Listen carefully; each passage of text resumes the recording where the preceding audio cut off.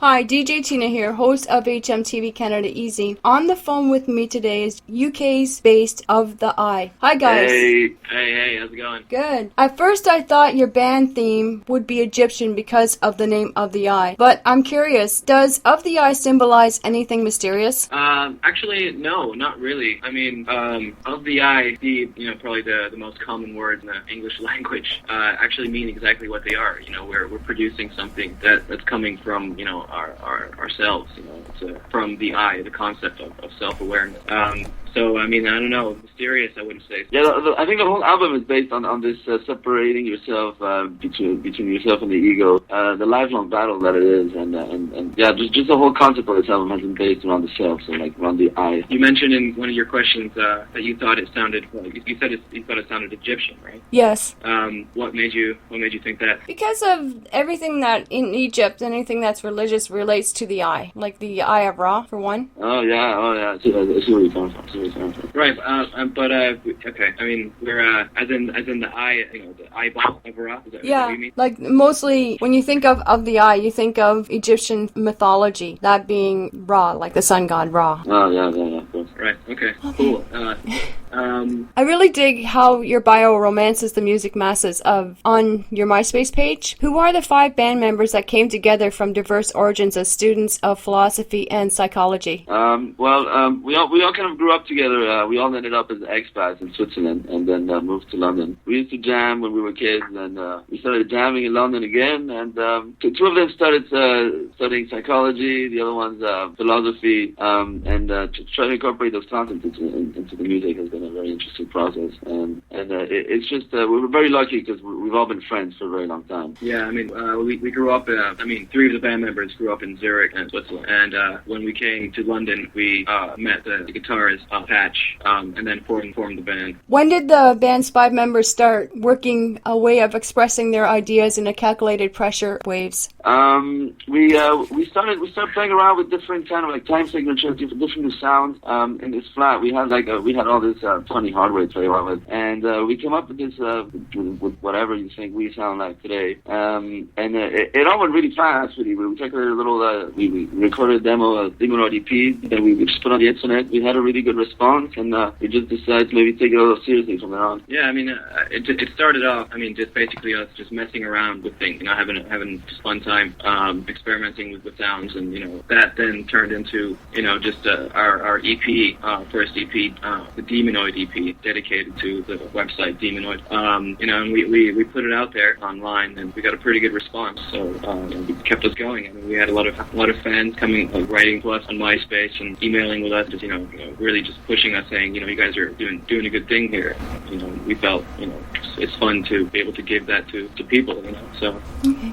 With your song tracks Cold, Mercenary, and Single offers a modern twist, sexy jazz beats, and an alternative twist, and they're all very catchy. What motivates and inspires the band in their music making process, and who is the mastermind writing the lyrics of the variation about philosophies of life? Well, what motivates you, everything around you, things you see on the streets, things you listen to, experiences you had, emotions you want to translate into music. And we put ourselves in a room, 5 of us come up with this chemistry that we have, and create the music. Jordan, the singer, is responsible for absolutely every single aspect of the lyrics. But it works for other ways. It's very natural. Has Of the Eye sampler been creating a buzz in the media, on radio, your MySpace pages, and have they been attracting promoters or record labels? Yeah, I mean, we put out our sampler, what was it, like 2 months ago, and so far, I mean, we've like I said earlier, I mean, the first response we have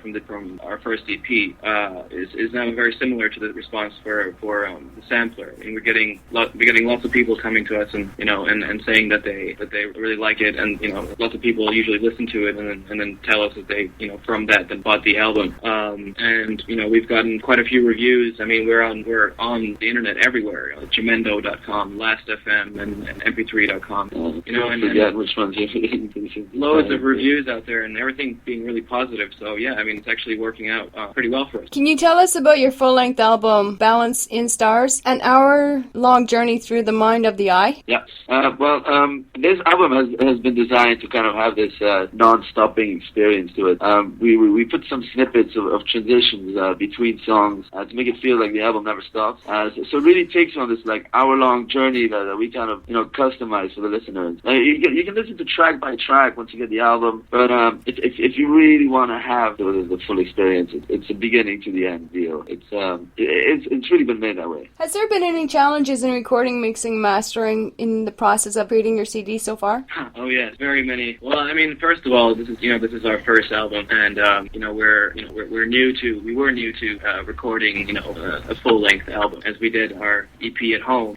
So we had it off studio, and we recorded the entire album in 10 days. So we were in studio from 9 in the morning until midnight every day, 10 days. It was exhausting, but it was a great thing. It was lots of fun, but it was definitely a challenge. And then of course, since we're doing the album DIY style, I mean, our lead singer Jordan Davis, he mixed it like the entire thing himself, pretty much. So he spent hours, months, probably lost like 30 kilos, in the recording studio with the sound guy, going through our music, basically making it sound the way it sounds today. That was the biggest challenge, I think, for Jordan. Do you have any video production plan from your song tracks Balance and Stars? Yeah. It's funny you mentioned it, because just last week in the car we were just the song came up in a place, we were just fantasizing about how huge we could make it out, get Michael Bay in the picture maybe.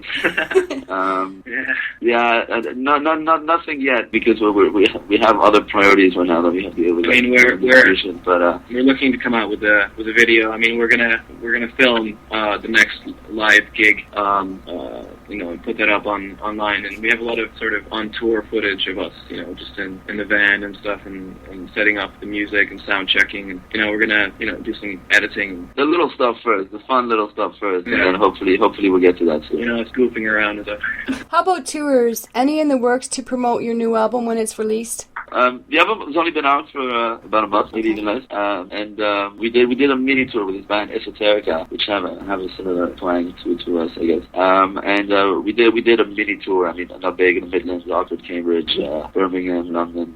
Looking forward to ending it in London, though. That's gonna be a lot of fun. Look forward to that. Yeah. I mean, we're definitely looking to continue touring probably after Christmas again, and doing Festival of Summer. Do you have any upcoming shows, and will you be selling of the iDemo CDs and merchandise at your live performances? Well, the only show, and I think it might even be the last show, 2008, if I'm not mistaken, is Borderline, November 22nd in London. Yeah, it's a venue here in the centre of London, which is really nice. It has a great sound system. At gigs we usually sell CDs for a little cheaper. The demos are free. I mean, people can download the free demos everywhere on the internet. It's a little present. Awesome. Yeah. Where can international global fans grab their sampler Balance and Stars and pre-order of the full-length Balance and Stars CD to purchase band merchandise online through the internet? Right. I mean, we have several websites up there where people can be directed to places you can buy the album. I mean, we're up on iTunes, but I mean, our sort of mothership is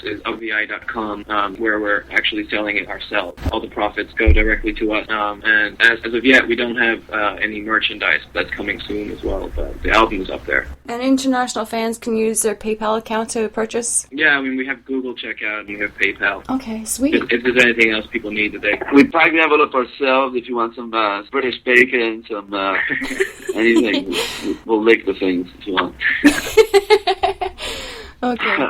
And you have a MySpace page. Can you plug in the web address for that as well? Yeah, the MySpace is www.myspace.com/ofthei. I as in the letter. How is your MySpace views coming up? Are they coming up pretty good these days? Yeah. I mean, we had a little push from Demonoid a couple of months ago, which really helped us out. And now it's pretty much in cruise control. Just keep doing the duties you got to do and keep those numbers coming up. Sweet. Yeah, it's cool. I mean, we get people coming in every day and saying hi. It's a really good way. I mean, MySpace is a great way too. Even though the site can be relatively annoying at times, it's a really good way too.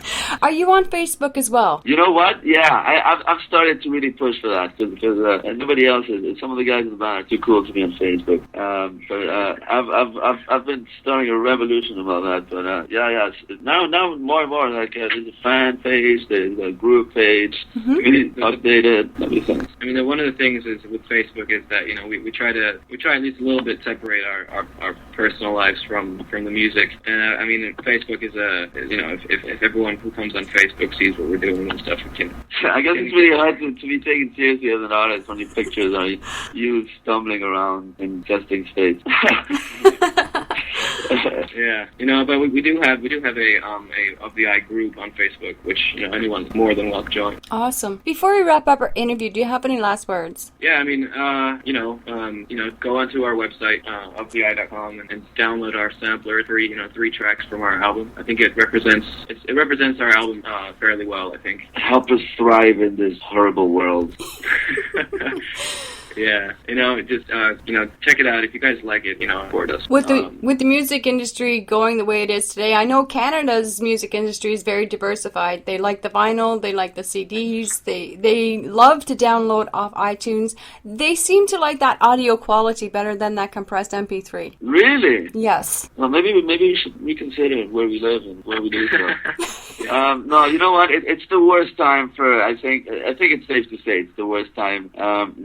In music, it's the worst time in general economy. But you got to believe in what you do, and hopefully this will be over soon. And people are already starting to find solutions of how to distribute things online legitimately and actually get some profit out of that. So hopefully we'll go that direction. I mean, so far we've sold like a fair deal of albums, and most of them have actually been selling hard copies. Even though we do have digital copies available for people to buy on iTunes, and it's pretty cool because I think our artist did an amazing job with the visuals on the CD cover, and it just has a different feeling, especially also with the transition. Oh yeah, who was the artist? It's a friend of ours. She her name is Kate Halloran. She's a good artist. She did an awesome job. She's absolutely great. Do you have a copy? We can send you a copy of the hard of the physical CD. Okay, I'll give you the details when we wrap up our interview. Fantastic.